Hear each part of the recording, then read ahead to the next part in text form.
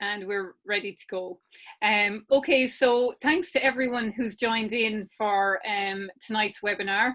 I'm joined by these three gorgeous, fabulous women who I think everybody knows, but obviously I've Jane Lewis, author of My Menopausal Vagina, Emily Powers-Smith, Ireland's sexologist and infamous character as seen on Tommy Tiernan's show, and the equally infamous Diane Danzebrink of Make Menopause Matter. So as I mentioned earlier, we've loads of questions, so we're just really, the idea of this is to keep it as a Q&A so that we can give as much information as we can to everyone who's attending and to the people who submitted questions.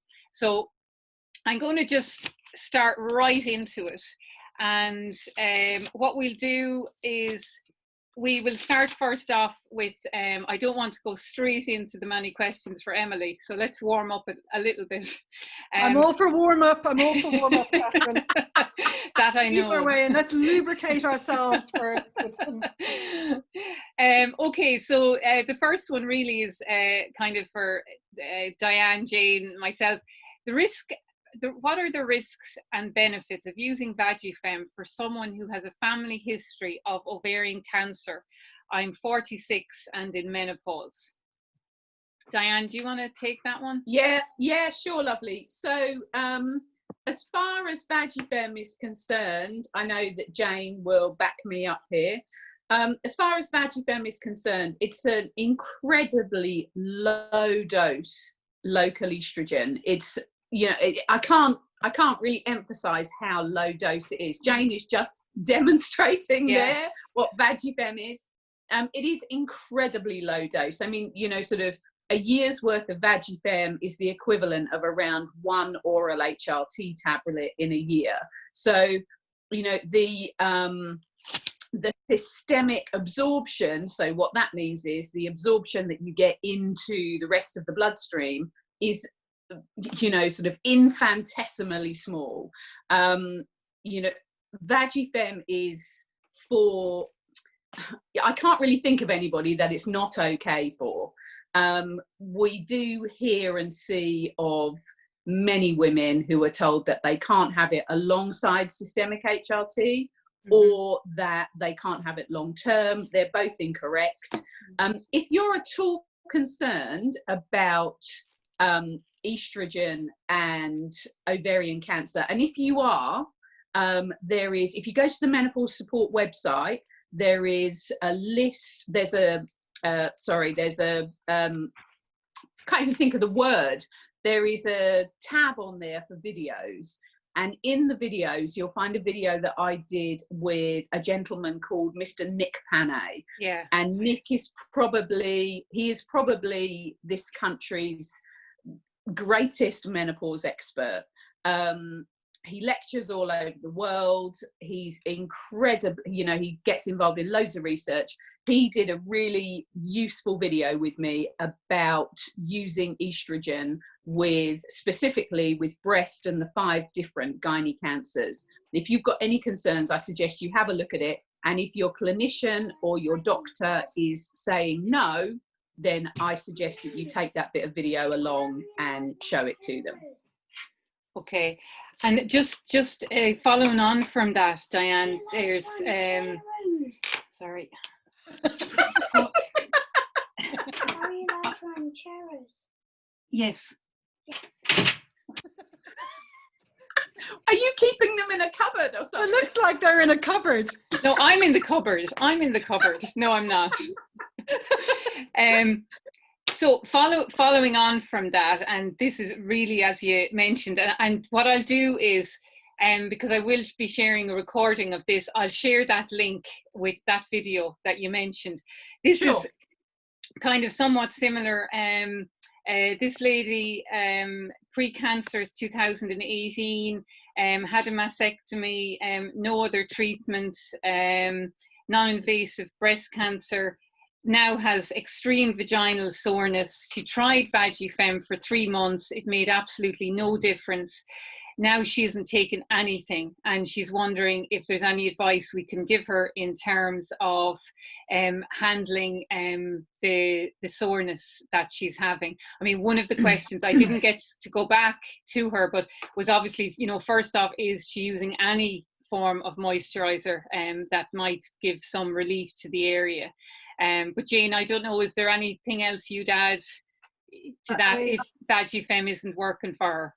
Well, I'm assuming the soreness is external of the vulva area, but also, so there's different, you know, I don't know what you have in Ireland, but in the UK we have more than just Vagi Femme. I think you do as well.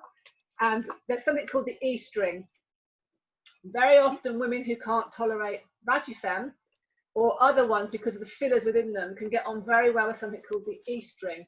It sits in the vagina for 90 days and releases a small amount of estrogen over 24 hours. That can really help some ladies. And there are other estrogens you can try. There's estriol cream.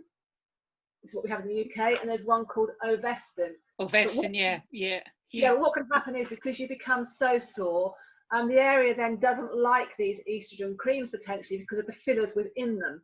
The East ring has the least filler, but if her problem is external as well, I personally, and I have nothing to do with any of these products whatsoever, I personally love Olive and Bee externally. This was invented, or whatever the word is, by a women's health physiotherapist. You've also got the Yes oil-based one, which is another similar type. But regards to soreness, I would always say if it doesn't get better after sort of 3 months, I'd be looking at seeing a specialist just to make sure that there's not something else going on like lichen sclerosis or something else. But the fact that it's happened with your treatment as part of the probably tamoxifen or whatever you're on, it's highly likely that it is due to this. But it is a case of trial and error. But also externally, if you're finding the estriol or the Ovestin burns, and estriol burns me, I mix it with some Olive and Bee, and I mix the two together, and it takes the nip out of these creams. And a lot of ladies who mix the two together get on really well doing that.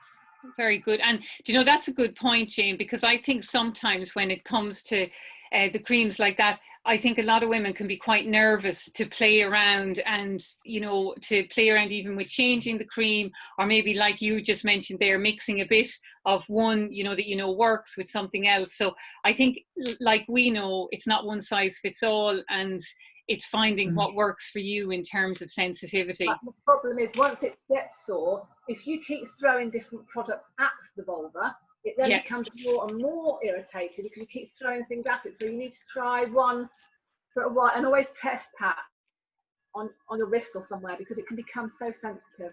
Yeah. Can you show the E-string again? Just someone has just asked to see it again. But I've just actually had this delivered to me today, so I think I'm going to go back on it again. Upside down. This round. Turn it around. Oh, upside down. That's it. There you go. Round, and it's silicone, and you squish it to like this. And then I do is I put a load of vaginal moisturizer in my hand, coat it in it, put some of the moisturizer on the vulva, and then you make it to this size, and then you sort of you push it in, and it gets to a point where it will find its way out, and then I push it up the rest of the way. It sort of sits up by the vulva. 95% of all women can do it themselves and take it out themselves. Yeah. However, if you're not very dexterous, or I don't know, back or hip problems, then the GP can put them in for you. But it's the equivalent of nearly as good as 5 Vagi Femme per week is what's released from this every 24 hours over 90 days. Right. Okay. Great. Can I just add? Sorry. Yeah. Can I just add one thing about, just to check? I'm sure, but I've met women who haven't known at the beginning to use Vagi Femme, or whichever one they're using, every day for 2 weeks at the beginning, and they've gone straight to the maintenance dose and not had the benefits of it. So just to check that as well. It's also been changed last year, but the problem is the change doesn't come through to us who need it. They now realise that twice a week is not enough. And I have an email from Mr. Hathim Hamouda of the British Menopause Society, the chairperson, and we can quite happily go up to 5 times per week indefinitely, because originally this was 25 micrograms per one. And you would have 1 a day for 2 weeks, and then 2 a week, 50 micrograms a week for life. They put it down to 10 micrograms, not to lose safety, purely because of commercial reasons, and now it's gone back to potentially 5 a week. And I guess we, in Ireland, we definitely don't have that guidance, Jane, in terms of that you can take it up to 5 times a week. But so what I would say to anyone who's listening, certainly, have the conversation with your GP in terms of there is guidance from the UK that you can take it longer. I see a comment has just come in there. There is no guidance in Ireland. There isn't, but the established guidance that I guess I would follow, and I think everyone here in on the call would follow, is that you standardly start for 2 weeks where you take VagiFem every single night, and then in the past it has been that you then go to twice per week. But as Jane just mentioned, depending on the severity, you can certainly take it up to 5 times a week. And do you have the UK NICE guidelines for menopause? Well, access to them, but they wouldn't have governance here in Ireland. Yeah, because it actually says on there that if you need more than the standard, if your GP is not wanting to prescribe more, then the menopause specialist prescribes more. It's not many that 2 isn't enough. Yeah, I think if you go to someone who's experienced in menopause, some of the GPs that I've recommended, I think they will know this, and they'll be able to make sure that you're following that protocol. It is a tricky one, isn't it? Because so much of the time women here in Ireland have to try and educate their GPs because they can't always get to the great GPs. There aren't that many as far as I can tell. I'm finding them. Trying to get to them can be really, really difficult. It's great to have this information that they can bring it to them and educate GPs a little bit. I think what you do have to say, and a bit of common sense needs to come. If you can get the E-string in Ireland, which you can, that's equivalent. You can't. I don't. Sure. I think maybe in some private clinics, but I think as standard, no. That's 5 VagiFem a week. Or certainly the preference, the recommendation is generally always VagiFem. Generally. And if VagiFem doesn't work, there often isn't given an alternative. Invagis? Do you have Invagis there? Yes, because I know Dr. O'Donnell in Waterford was just talking about that last week when I spoke with her, so that is there as well. Just following on from that, anything besides Rigel for dryness, I would probably say there's a lot of other options out there. Jane mentioned the Yes products, which are very good. There's also the Olive and Bee. Again, there's Silk as well. What I would say is just remember patch test. Always patch test, just to make sure you don't have a sensitivity to any of the ingredients. And the other thing is you're going to have to try, and you're going to have to find what works for you. And they also, there's a difference in terms of when we talk about some of the vaginal moisturizers, we are talking about moisturizer for the vagina. We're not talking about the vulva. And what you use on the vulva, I would say in a lot of cases can be quite different, or a different product can work. I know there's the Weleda. I know it's a funny one, but the Weleda Nappy Change cream that's used for babies, it's made from calendula. A lot of women find that they get huge relief from that externally on the vulva. And I know another one is the ABEF, which is the Australian Bushflower Women's Essence, again, which as an external works, but also there's various products out there. Jane, I don't know if there's any other ones that are Diane, that you'd mention apart from the ones I've mentioned. I think sorry, Jane. I think the thing that I would say, Catherine, is the products can be very helpful, but essentially what your vulva and vagina needs is estrogen. Yes, by all means, go ahead and supplement with those products. Use those products alongside if there's one that you find that suits you, but essentially your entire pelvic area is full of estrogen receptors, and what you need ongoing is estrogen in some way, shape or form. And it's really important that, I don't know, maybe, I think Laura has sent me a list actually of what you guys have available. Maybe, Catherine, you can put a list up for people of what the products are that they can, you know, that they can use. And as Jane says, you know, there are moisturizers, there are lubricants. I mean, I agree with her. I really like, you know, I really like the Olive and Bee too.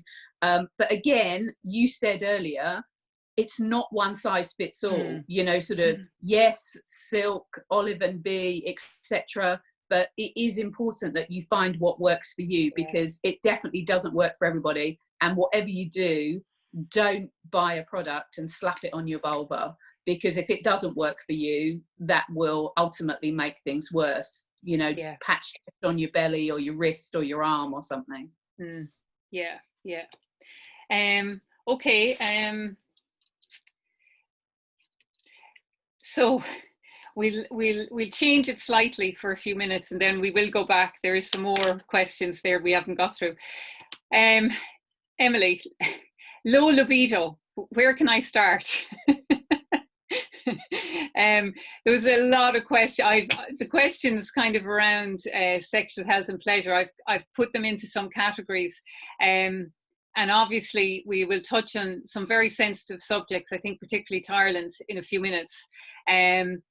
But low libido, what tips would you give in terms of starting? And I think there's probably two ways of coming at this, because there's your declining estrogen, your declining hormones, as well as obviously your mental and emotional state as well.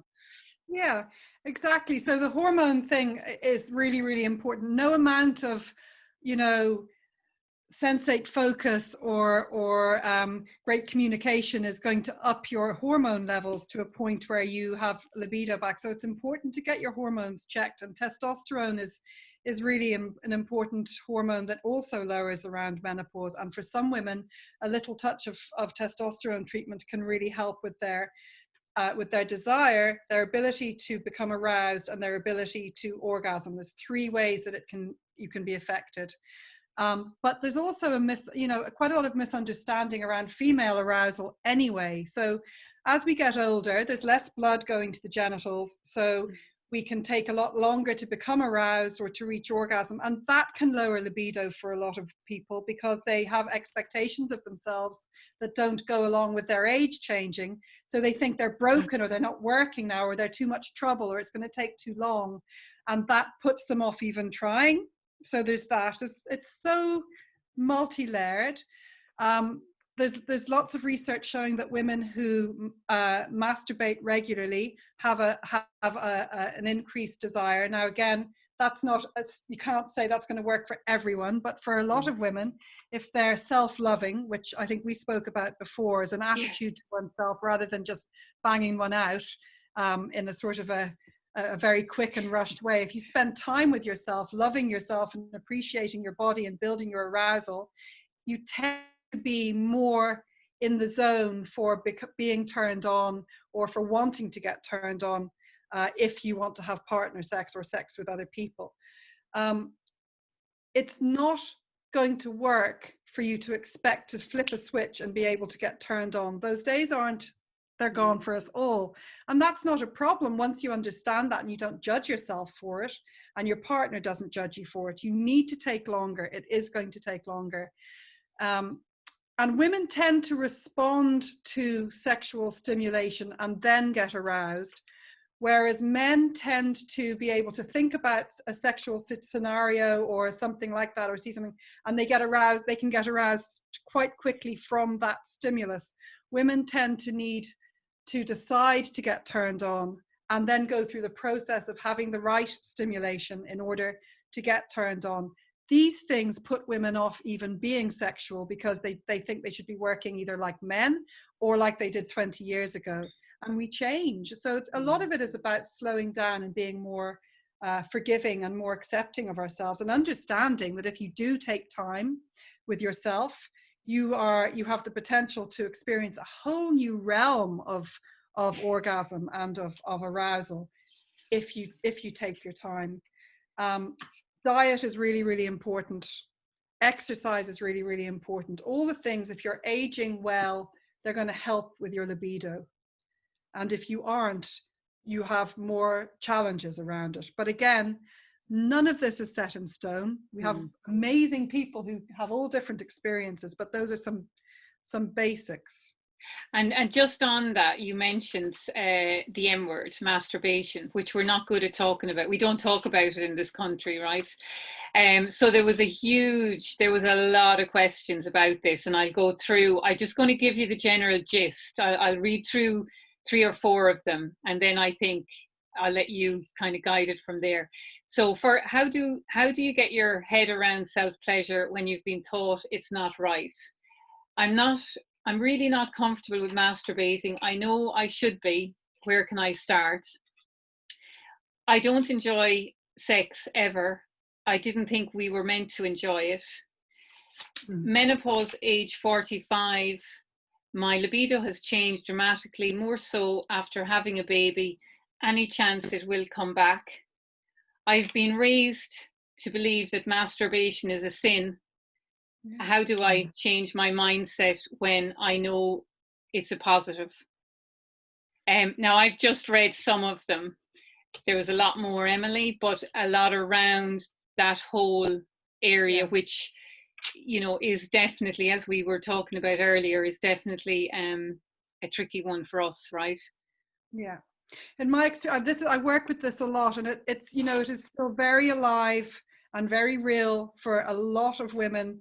A lot of people, not just women in Ireland, that they still actively have it ingrained in them that it's a sin, that it's a bad thing to do, it's shameful and something to be ashamed of doing. And in my experience, the only way, the best way, is to keep educating yourself, keep reading about it. You can't necessarily talk to your friends about it because there's shame. Now, I talk to everyone about masturbation and about self-love and orgasms and toys and everything about it. So, and I am told repeatedly that by talking about it, the shame begins to shed and to come away, because it is when we don't talk about something, we create a shadow, and that's where the shame is, and that's where our masturbation often is in that shadow. So educate yourself. Find Betty Dodson and Ross, Carlin and Betty Dodson. They're even on Netflix now on one of the Goop episodes with Gwyneth Paltrow, who I struggle with. But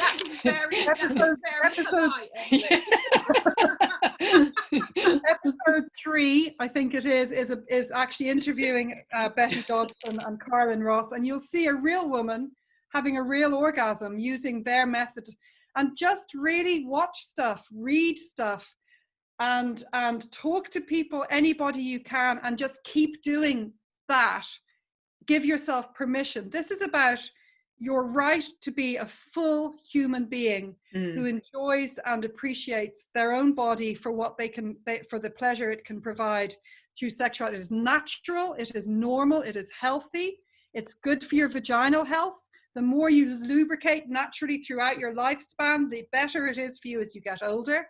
You're actually medically doing the right thing by masturbating. So if to try and balance it that way, but I promise you, talking about it, get in touch with me. Let's start a group. Let's start a group where we can get together and talk about masturbation and just knock it on the head, because you don't deserve it. We all deserve pleasure. And by the way, I think what puts a lot of women off, besides the sin thing, or as well as the sin thing, this idea that the minute you masturbate, you should be able to have an orgasm really quickly. And if you can't, you just give up. Well, it's a skill, and it's a muscle that we have to develop as we would develop a skill. It takes practice, and we do it in all different ways and all different approaches, and it works differently each time because we're organic creatures. So don't get put off by that. Remember, we deserve pleasure. Orgasm may or may not come, but pleasure is something we all deserve, and we can all find ways to touch ourselves and to appreciate ourselves with or without orgasm. So I would say take the pressure off the orgasm. Women's orgasms have kind of been hijacked. Now it's all about performance, and that's how we know we've had great sex. if the woman has had an orgasm, and I work with a lot of orgasmic women who actually aren't happy with their sex lives. It's not the be all and end all. Certainly if there's pressure, it'll probably do away with the possibility of an orgasm. So just slow down a little bit. Spend some time with yourself, love your skin, love your body, and take it from there. And keep telling yourself this is normal, this is natural, this is healthy. And it's probably worth watching the chat we did, Emily, a while ago, because we did talk a lot about small steps that you can take in terms of, you know, just rubbing your body on a daily basis, and just kind of that whole concept around the self-love. So it's certainly worth checking in on that as well. Diane, sorry, I think you were going to say something there. No, I was just going to say, lovely, I think, you know, sort of it's very difficult, because from a psychological point of view, if your conditioning has been drip, drip, drip, it's bad, you know, you shouldn't do it, etc., etc. At 45 or 50, it's very difficult to be able to change that. And I think what Emily said, you know, the idea of a group is amazing, because it's about being amongst like minds. It's about being amongst people who will reinforce, change the message that actually this isn't bad, that is what you've been told. But, you know, as I often say to people, you know, just because somebody says it doesn't make it true. You know, and sometimes just because we think it doesn't make it true either. So I think it is really important to, you know, if you can't talk about something, is that if there is this kind of banner of shame over it, it is about reaching out for like minds. And I think the idea of a group is absolutely brilliant, because then you can talk about it, and you can talk about it in a comfortable environment where nobody is going to be, you know, kind of sniggering behind their hand or telling you you're a dreadful person, etc. But, you know, you talked about, you know, manually touching yourself. I think the other thing that I have found working with women, and certainly from speaking to lots of women, is actually if they don't feel comfortable physically touching themselves, actually having something like a very small vibrator it's almost, you know, sort of, it's the step before them actually physically touching themselves with their own hand or their own finger. So by having something, as I say, like, you know, something that looks like a little lipstick to be able to use on themselves is actually a step closer, but they're not actually touching. And it's kind of, that's pleasurable, they're still exploring themselves, and then they can move towards the next step. You know, I think it's a really complex area, but oh my goodness, Emily, start that group.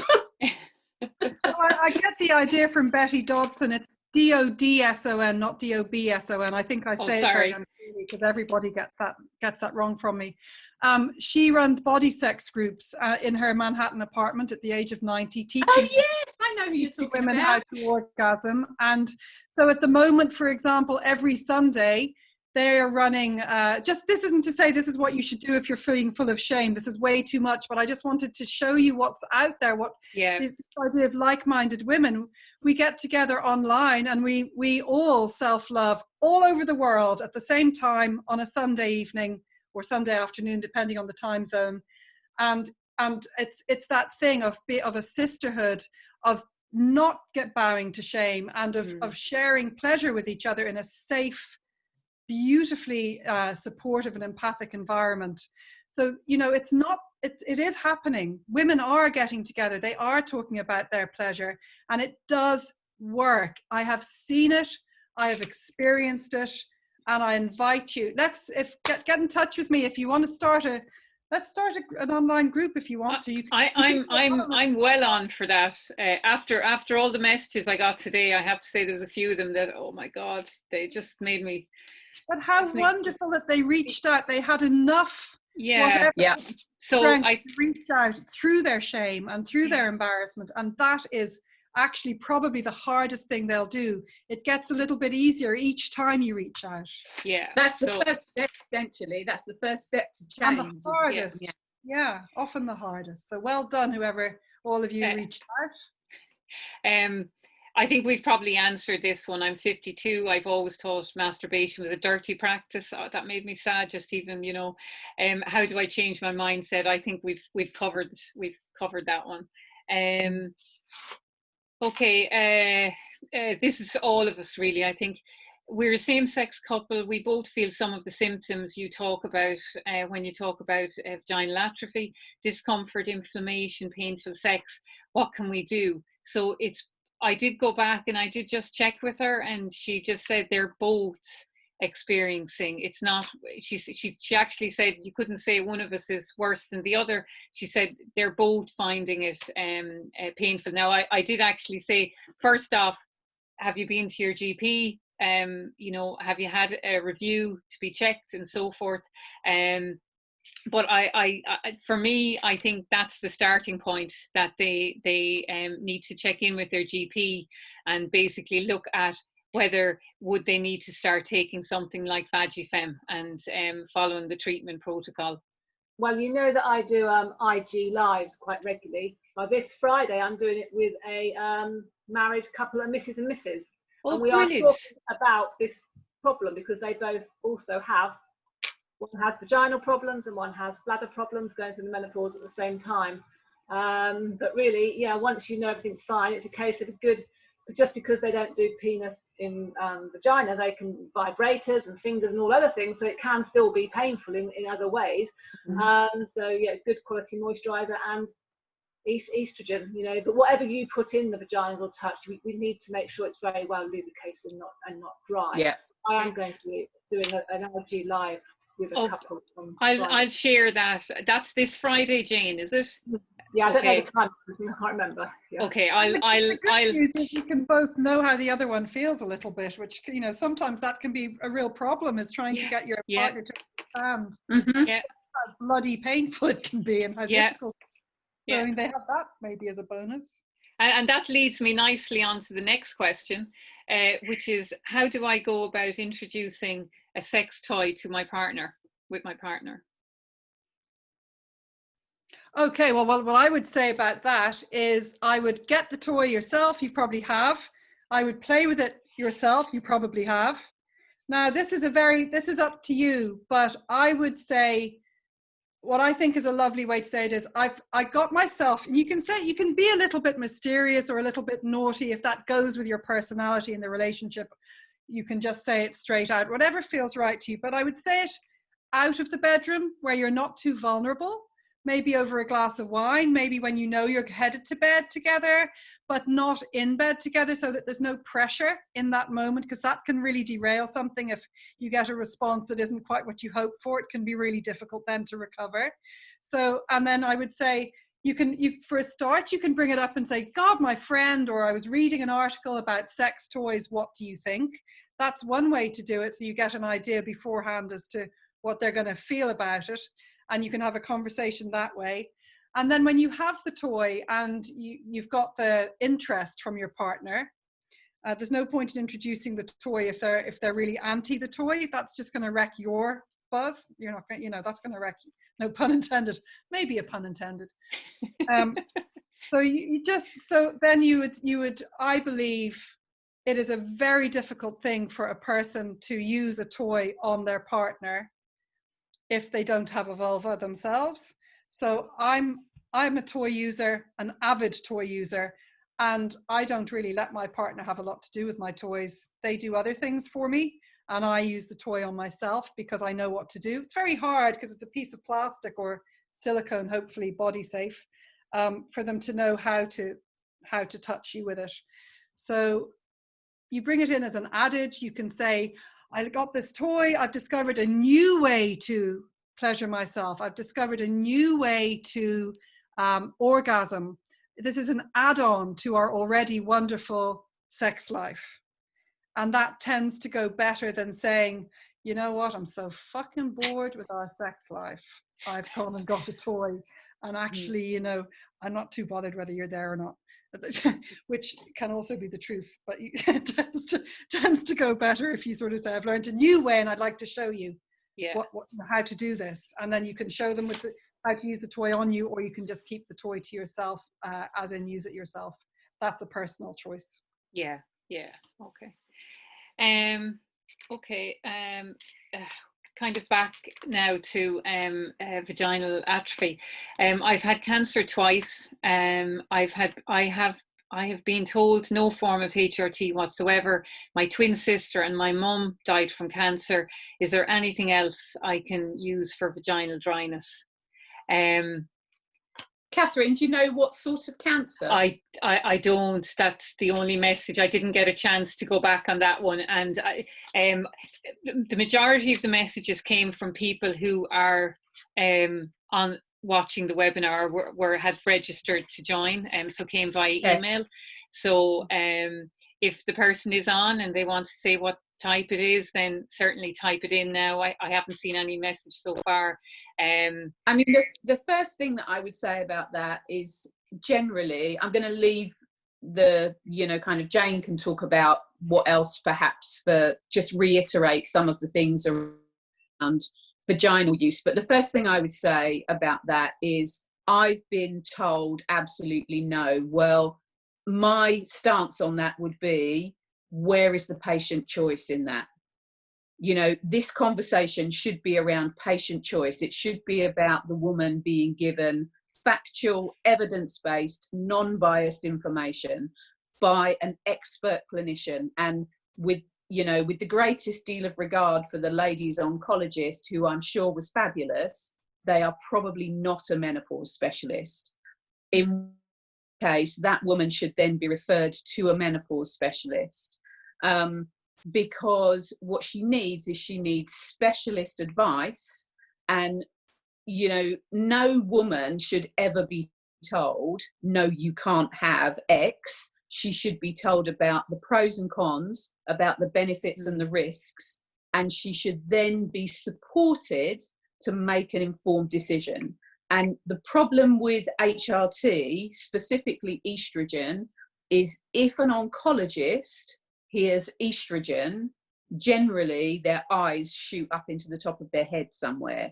And that's very often because they have outdated information. So first of all, I would say, if you've been categorically told no, you need to ask to be referred to a specialist, and to be talked through what the pros and cons, what the benefits and risks, not just to your current health, but to your long-term health and well-being are.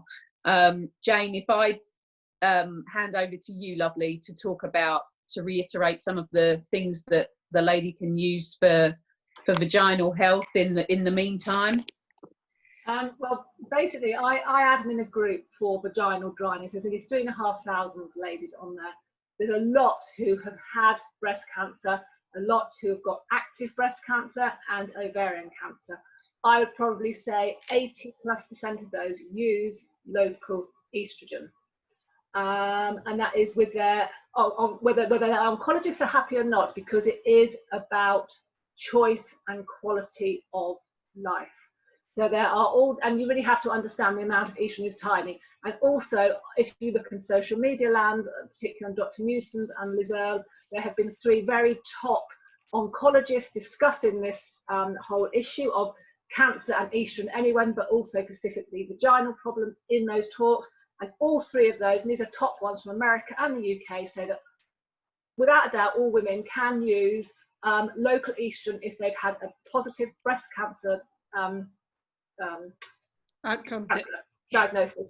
But also, all have said you also have to weigh up quality of life as to whether that woman decides herself to go back onto HRT. No, there is no such thing as you cannot, as Diane said. So I'm not a medic, but I would say that just about every woman can use local estrogen. And they also say about the other one, not the tamoxifen. What's the other one, Diane? Aromatase inhibitor. The aromatase inhibitor. And so the last one I watched a couple of weeks ago, he said even those can go on it.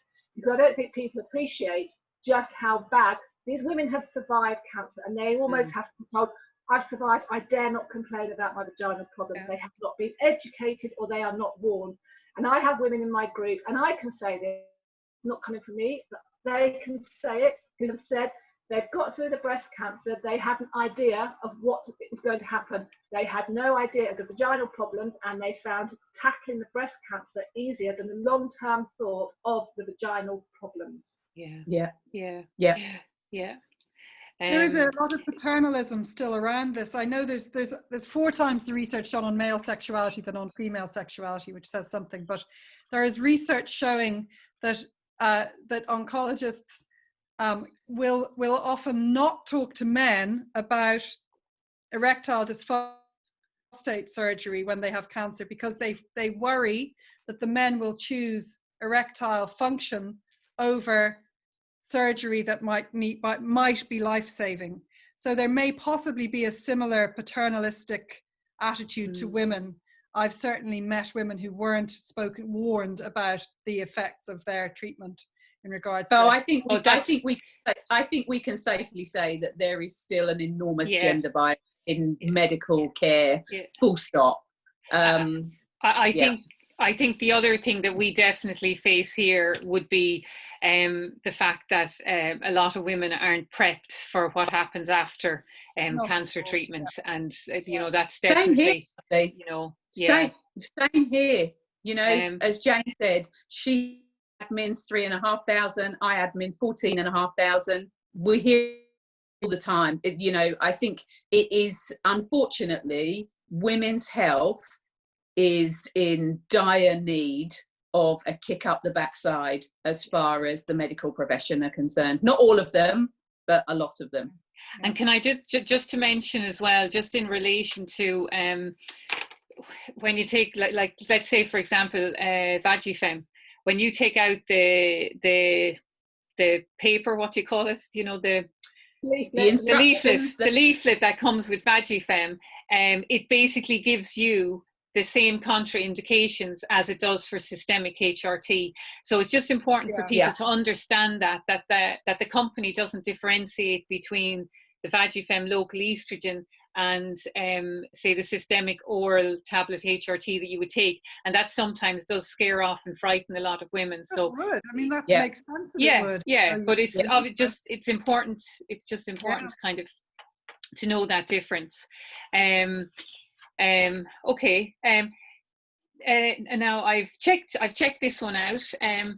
What are our thoughts on Cicatricina ovules? Right now, I've looked these up. They're a form of hyaluronic acid, aloe vera, and there's some other ingredients in there. They're available in the US. I'm not sure if it's Canada, but the US. I did look it up. I didn't get a chance to see if it had passed the required testing that is required for anything to be defined as a safe and effective vaginal moisturizer. So you certainly have to look at that for one instance. It's not available, as far as I can see, in Europe. It's only available in the US. I would question the testing that has been done on it, and I think you'd have to look into that. The same would go for there was another question on, maybe it was following on from that, on hyaluronic acid itself, which can be, you can get it compounded in Canada, and just again around the effectiveness of it. But as far as I'm aware, those products haven't been through a regulation process, even as far as I'm aware, in Canada. So you would have to check out the country of origin, if it's gone through standardized testing and so forth. Like the products we've talked about here tonight would have all gone through required testing to be described as a vaginal moisturizer. So I think just be careful with that. And the one thing I would always say when it comes to Dr. Google is there's a lot of products out there that, you know, aren't necessarily what's on the marketing material, and I think just be mindful of that. I think it's also really important to, you know, sort of to say that, you know, menopause is a buzzword at the moment. You know, it's great that we're all talking about it, but essentially it's an industry and it is growing every day, and there are products coming out every day.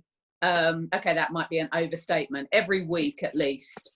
So, you know, just be, whatever you do, whatever you're going to use, whatever you're thinking, whether it's a product or a service, just, you know, buyer beware, caveat emptor.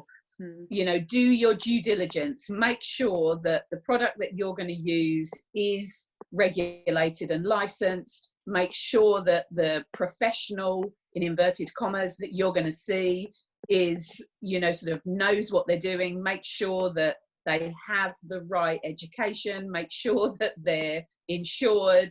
Make sure that, you know, you ask around and see if anybody else has had an experience, not with products because they're very different, but with, you know, sort of, whether it's with a doctor or a gynecologist or, you know, whatever you're looking at, because it is big, it's going to be even bigger business. And sorry, just on that, I'm trying to keep an eye on the questions and some emails. Someone has come back saying that that is available in Spain. I'll still say the same thing. I looked at it, it was for sale on Amazon, but I couldn't follow through to look at the regulation behind it. So I think that's what I'm just following on from what Diane is saying and just answering that email. What you have to remember about vaginal products, it's a mega multi-billion pound worldwide industry, but also they do not have to list all the ingredients in them. Don't know for definite what's in them. There's the ones that we trust that have done, but they do not all have to list all the ingredients in them. And if you're buying a product that smells like lavenders and rose gardens or a toilet cleaner, it shouldn't be going near your vulva. Yeah, if you bought any of those, throw them away. Yeah, I'm all for that. It's the same with toys, just to say there's no regulation either worldwide with toys, so they can actually claim to be body safe, medical grade silicone, and they aren't. There's nobody checking. So again, there are some really reliable brands, quite a few actually, that supply toys that you know are safe, and it's worth doing your research with that as well, particularly if you've got any sort of sensitivity in the vulva, vagina area. You're going to be more sensitive to the kind of nasty chemicals that can be leached out of them into your skin. So just be really careful. Same with lubes. Be really careful what lubes you're putting in your body. If they smell or they warm you up or they cool you down, you know, they're going to have stuff in them that may really not be good for your vaginal health. So just be aware of that. I'd always go organic personally. I love Yes. I just to explain to anyone watching, I can't do the emails and do the Q&A, so I'm sticking to the Q&A. So if you want to put any comments in, just put them in here, because it's just hard for me to do the two. I will follow up on the ovals that we mentioned about, because I can see a lot of messages coming in on it. So I will come back on that again. Okay, sorry now. UTIs, I've found great success with UTIs by taking probiotics. Can you just discuss about how they help? I guess I can talk to that one because I'm a huge fan of gut health. Without going into it in too much detail, when we look at our gut health, you're talking about filling your body with prebiotics and probiotics. Prebiotics are basically like a fertilizer that feed the probiotics. The probiotics are the good guys, the good bacteria that we need to kind of give us a good immune system. You know, there's a lot of research out there in terms of the impact on the brain and moods and so forth, and that's continuing. I'm thrilled to say it's been led pretty much globally by UCC here in Cork, which is fantastic. But when it comes to good kind of digestive health and also bladder health, probiotics definitely have their place. They're not, as I would see it, I wouldn't see them as the first line of defense when it comes to vaginal atrophy, but certainly in terms of if you've had recurrent UTIs, if you've been on recurrent antibiotics, they're certainly an essential part of definitely getting over an antibiotic or whatever. But when it comes to overall health around the vagina and on the urinary aspects, then I think it's very much have that as part of your toolkit. personally, from my perspective, I'm a big fan of getting probiotics through my food. So I would have every day, I'd have fermented milk kefir. I have a little mushroom that I grow every day and I take the output. So for me, I get it through my diet. For some people, maybe that doesn't work. And certainly there's a lot of probiotics out there that on the market that can help, but I would definitely advocate first place is through your food, and you can do that through fresh fruit and vegetables and by introducing fermented foods into your diet, and they will certainly help not only you know, help you if you have recurrent UTIs, but they do help your overall immune system.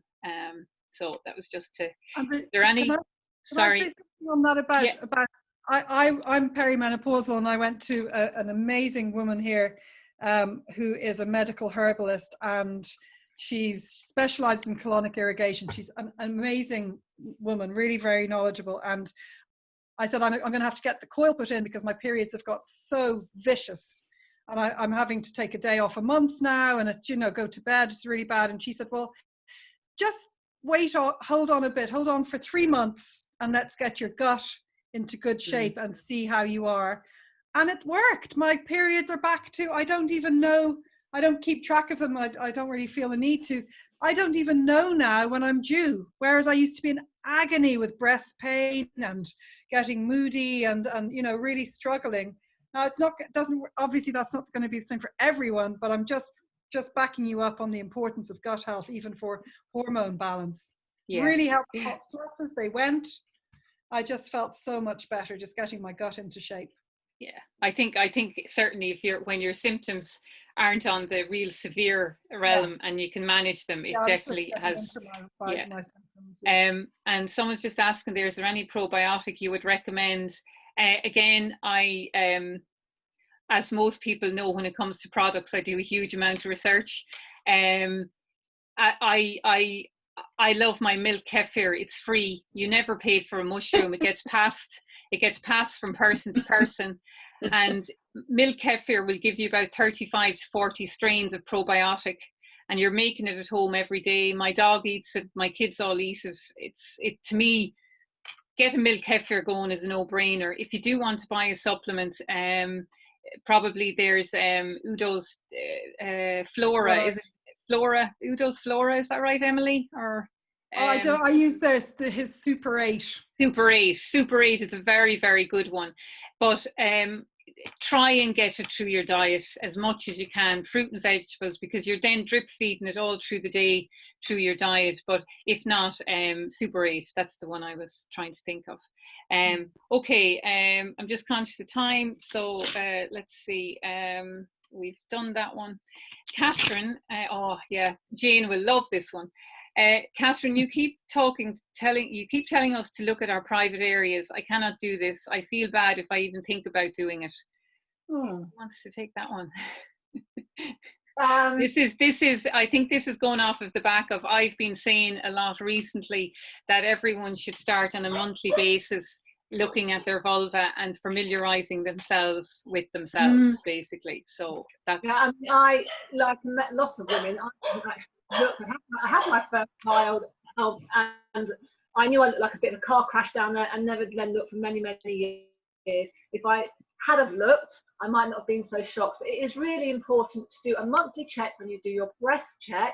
You know, I have a big mirror, magnifying mirror, put it at the further end of the bed and gradually bring it perhaps nearer to you.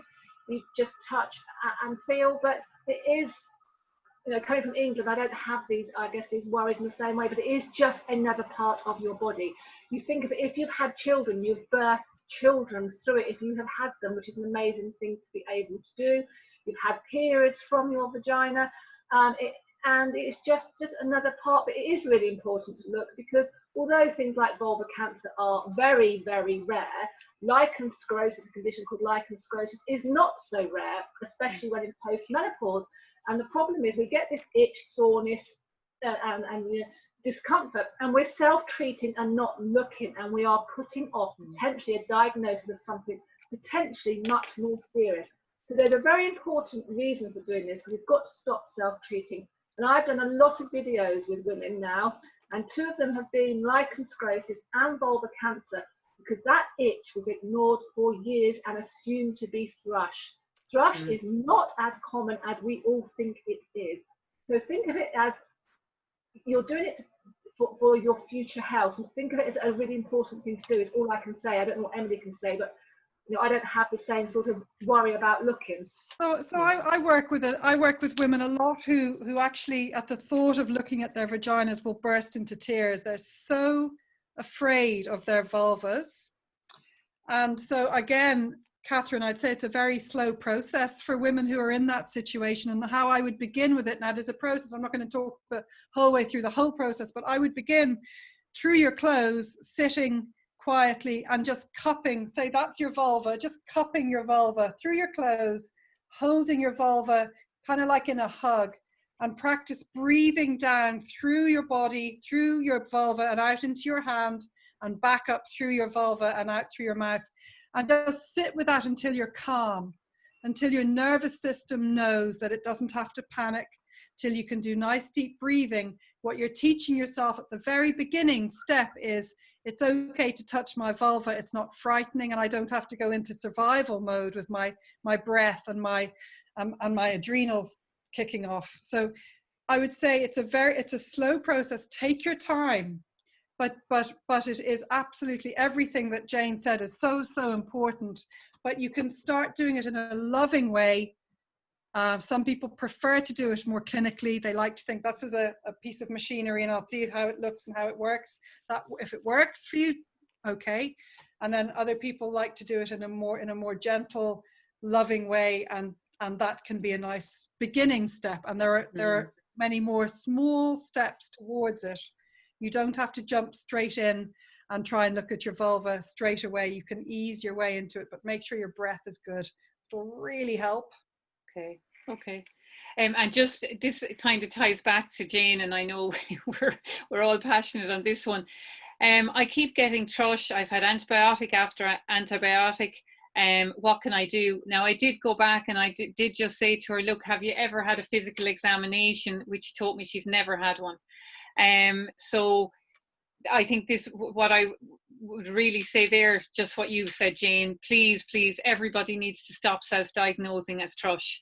I know I've spoken to Laura, the fabulous pharmacist, on several occasions about this, and Laura just said every day, probably every hour, I'd say maybe, you know, women self-diagnose as having thrush and, you know, take some over the counter, look for something over the counter. We have to stop doing this. We really have to, because, you know, putting creams and different things, it only exacerbates the underlying issue and makes it worse.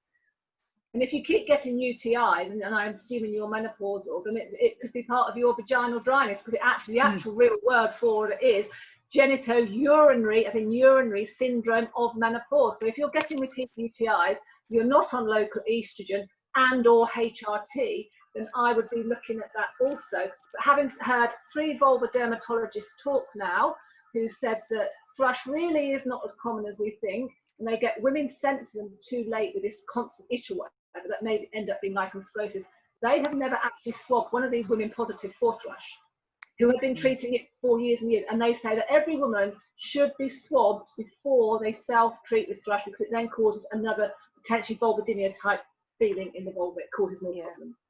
Yeah, I think one of the issues, Catherine, just going back to what you were talking to Emily about just now, you know, about the reluctance to look at ourselves or to touch ourselves, you know, if we're reluctant to do that as individuals, the idea of presenting our vulva to our GP is probably horrific for many women.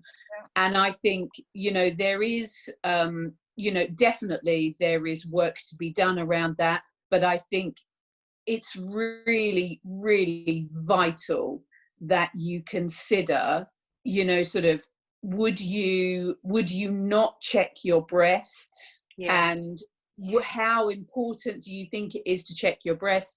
I mean, you know, it makes me wonder how many Irish women are missing their cervical smear. I don't know if there's any figures on that. There's a lot. There's a lot. We've got a lot of problems around cervical smears in Ireland. We've got a lot of issues around that. A lot of women miss. So again, you know, sort of, I totally get, of course, women should be presenting. They shouldn't be self-treating for thrush. But with the cultural issues that go with this, you can totally understand why they're not. But Yeah. I would say, you know, just bear in mind that if you are having these recurrent issues, it is vital for your long-term health that you get some support. And you know what? You know, I don't encounter that issue anywhere near as much here. But you know what? If you are really, really struggling to present yourself to your GP, find a really good friend, find somebody that you absolutely trust, and take your own chaperone along with you. Take somebody with you okay, they can pull the curtain around, but have somebody in the room so that you have, you know, kind of physical backup, if you like, so that you're not on your own. Yeah, yeah. And just on that, Diane, I've spoken to women when it comes to smears in Ireland. I've spoken to women here who take Valium before they go in for a smear. Yeah. I'm interested, Diane. Just do you think when you've heard like Emily and I talk, and you know yourself some of the issues that we face here, and is it the same? Is it the same in England, or I don't think we have, well, I think it's fair to say that there is, you know, kind of within certain cultures within the UK, there are going to be some similar issues. There's no doubt about it. I think probably for the vast majority, we don't have that same issue, but certainly within, you know, kind of within certain cultures within the UK, certainly there are going to be those issues. I mean, you know, sort of, I've spoken to a doctor friend who is Pakistani heritage, and she works with a lot of women from the South Asian community, and there are a lot of similar issues there. Yeah. So I think the thing is, I think it's probably polarized in Ireland, whereas here, you know, kind of there are pockets of it where I think there is, you know, it sounds from what you're saying and from what I've learned by spending time there and talking to you, that it's much more general as a feeling, this feeling of shame around our vulva, around our vagina, etc. And of course, you know, you said it earlier, that's essentially, that's the weight of a patriarchal society. But, you know, kind of then you also have to throw religion into that too. I think the brilliant thing is that, you know, Irish women speaking about this, because it's all very well Jane and I talking about it, but I think Irish women speaking about it, speaking up, speaking out about it, and saying, you know, sort of, it's important to value yourself, to value your experiences. You know, you deserve to know yourself sexually. You deserve, you know, kind of to be able to have a good orgasm if that's what you want. I think that's what's important, because, you know, if you can't see it, you can't be it. Yeah. Okay, I apologize, we have gone over slightly. There are a few, we need to go through some last few questions, so let's try and do that. And Emily and I will change Ireland, won't we, Emily? One orgasm at a time, as Betty Dodson said. Catherine, a personal choice. I don't want to take HRT. I do suffer some mild symptoms of vaginal dryness. What can I take? I've always been very clear on this. Of all the symptoms of menopause, vaginal dryness is the one that will never resolve itself. You have to intervene. You have to be very, very proactive. So I would say, if it's a personal choice not to take HRT, that is a personal choice. But I would say, I think you do need to have a conversation with your doctor. You do need to have a review. You do need to see, you know, what way things are. You know, of course, a lot of the things we talked about tonight, diet, lifestyle, exercise, can help.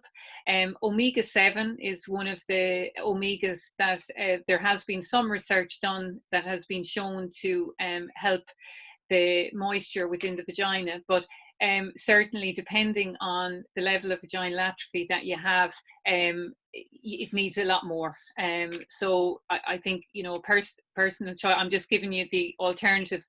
On top of omega-7, I would probably say you could top up your diet with the likes of Udo's oil, which has omega-3 and 6, which again is adding more moisture, not just the vaginal area, but really important for the brain. So you could certainly look at that. But just please don't underestimate vaginal dryness, because it will never go away. It's not like a hot flush. A hot flush, we will work through them. They will stop at some point. Vaginal dryness won't, without taking intervention. And sorry, obviously to mention as well, I would make sure you're using a moisturizer.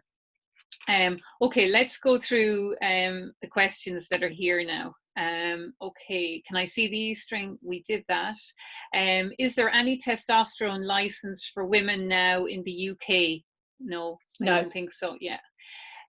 I use porridge oats in a sieve and let the bath water run through. It makes the water cloudy and calms down any skin irritation. NB, you don't put the oats themselves in the bath or basin. It's just slightly silty water. It works a treat. That would make sense, because I know porridge oats are fantastic for kids with eczema, and even adults who have psoriasis or eczema. So I could understand that it would give some relief. I do know of some people who do that. Yeah.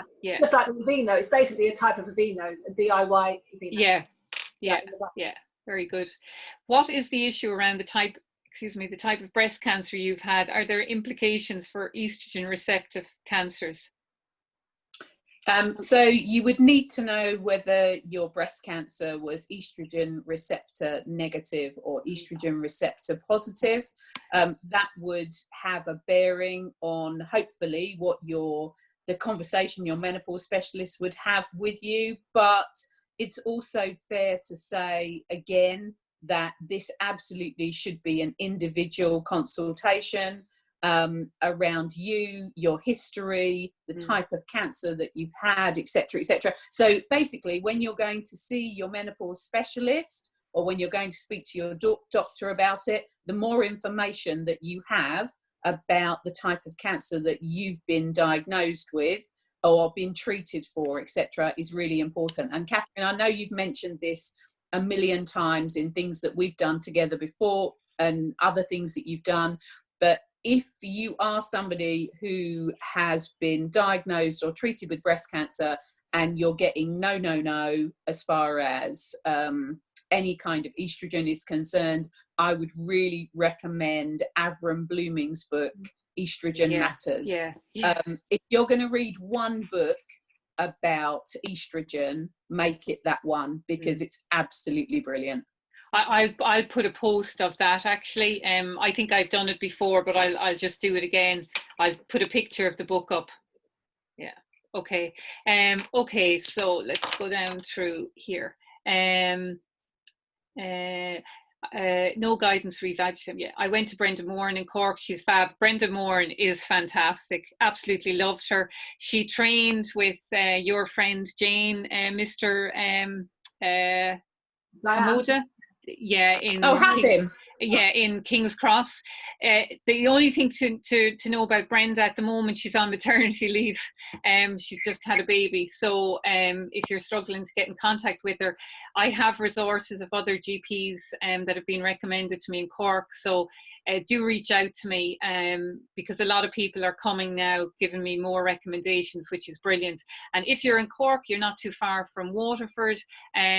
Dr. Sharon O'Donnell, who I did an interview with a week or two ago, is absolutely fantastic, and she's totally up to speed on everything in terms of the latest updates on menopause. So she's another fantastic GP to check out. But just come to me if you're looking for someone, and I can tell you by your area it might be worth speaking to Pfizer about the availability of E-string. I'm going to actually ask Laura about that, because I believe there's some pharmacies stock it and some may not, but I'll follow up on that one. Does the bioidentical HRT help with the vaginal dryness? Well, when we, oh, Diane, go on, you go. No, I was just gonna say, as far as bioidentical is concerned, it's not licensed or regulated. So I would be, I would be steering somebody in the direction of licensed, regulated treatments. Jane? Yeah, but yeah, I mean, we call it body identical in the UK. Bio one is compounded, isn't it, privately, I assume? That's more California and the West Coast of America, which is definitely, as far as I know, not available in Ireland, possibly in the UK, but not over here. Estrogen production by the adrenals. Can any of the panel speak to this? I can speak on this one. So there is a small amount of estrogen production by the adrenal glands. The challenge, and this is a big challenge that we all face in today's world, is that the adrenals are the first port of call when there's any element of stress in your life.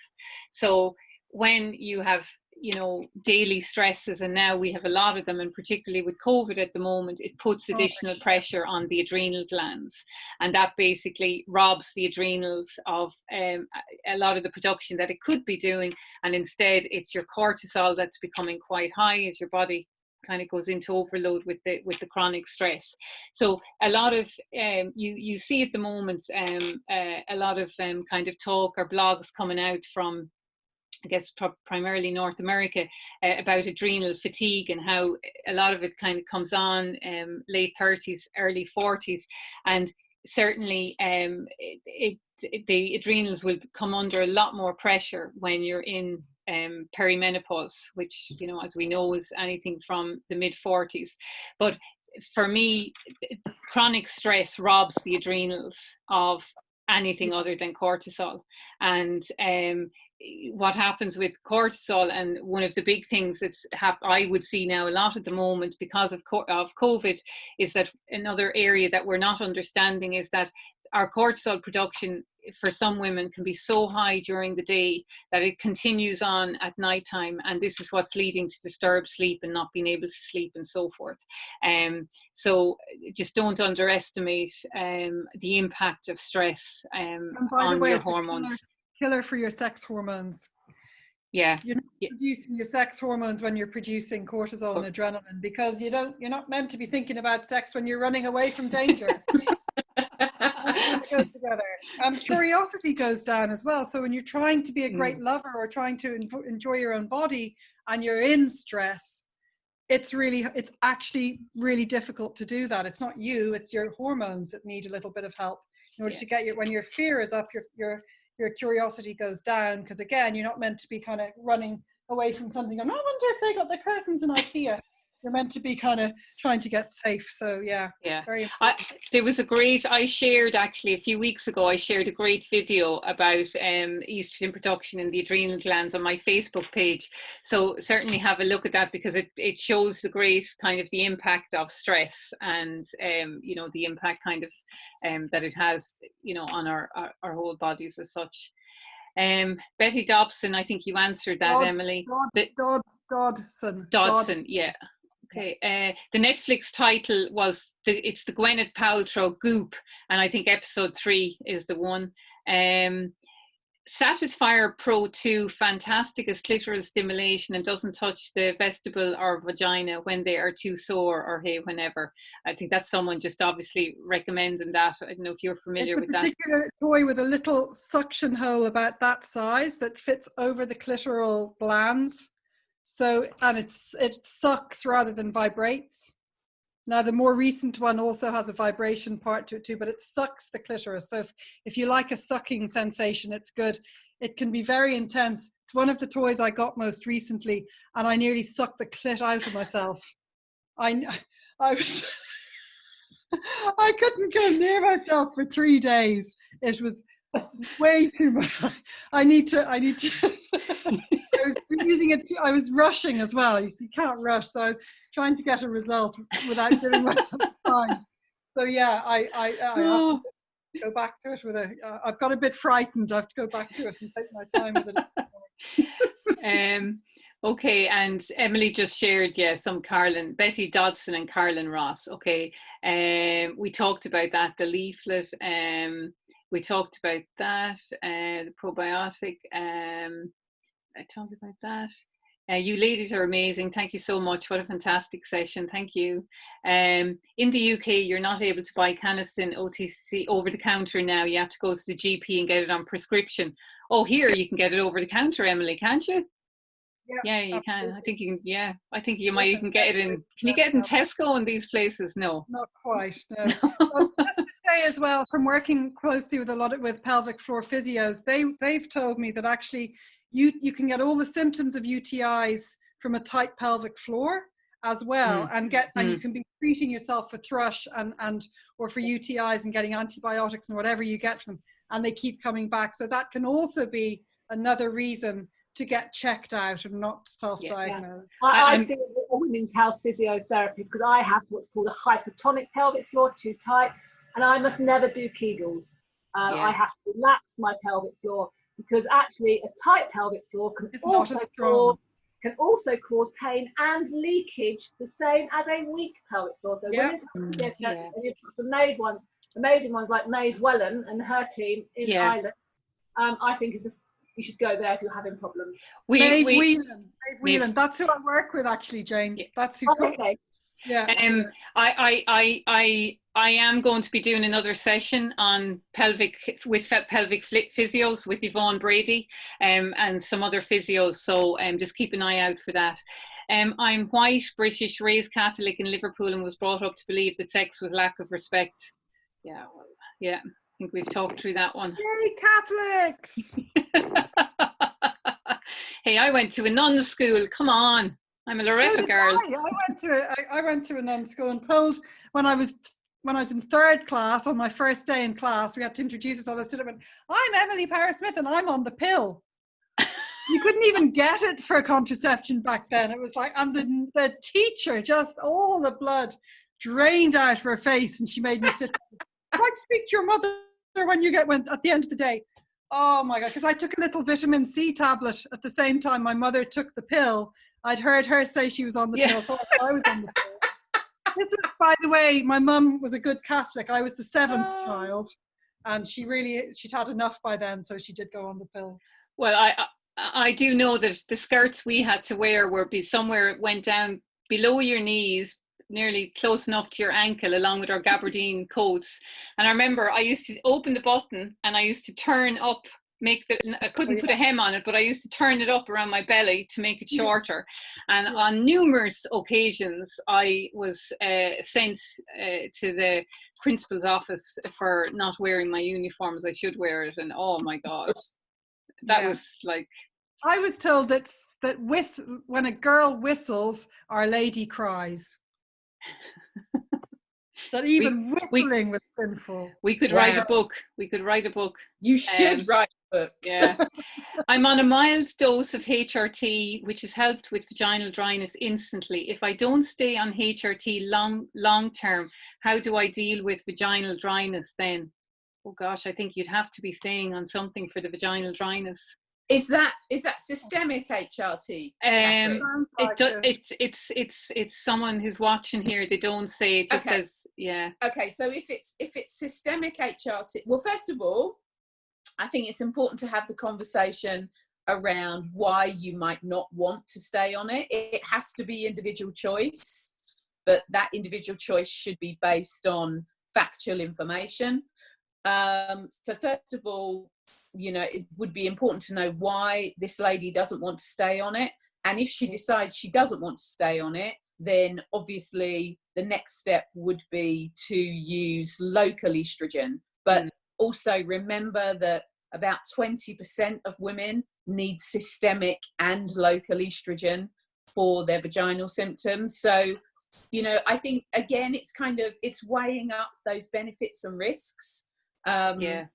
And thinking also about long-term health. you know, thinking about your long-term bone health, heart health, brain health, colorectal health, etc., etc. It's, you know, kind of, it's an important balance to weigh up. Making an informed choice.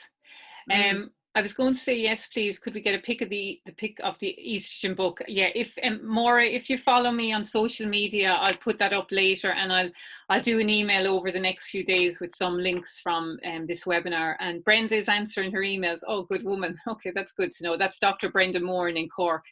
Great webinar, ladies. Thanks so much. Thank you. Amazing, ladies. Really enjoyed the session.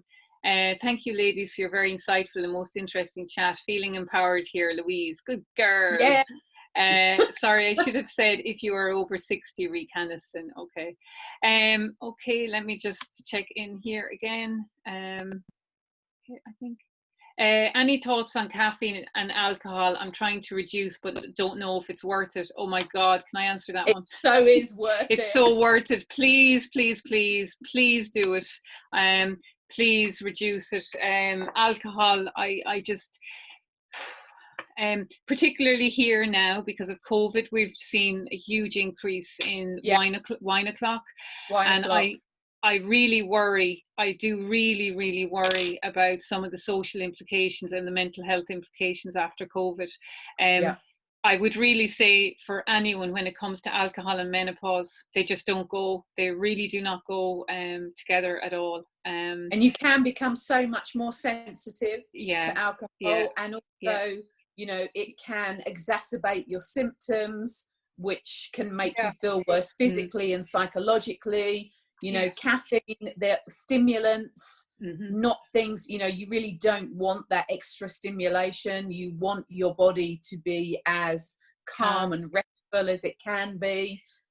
So if you're already working at reducing, but, you know, please keep on working at reducing, you'll feel the benefit in the long term.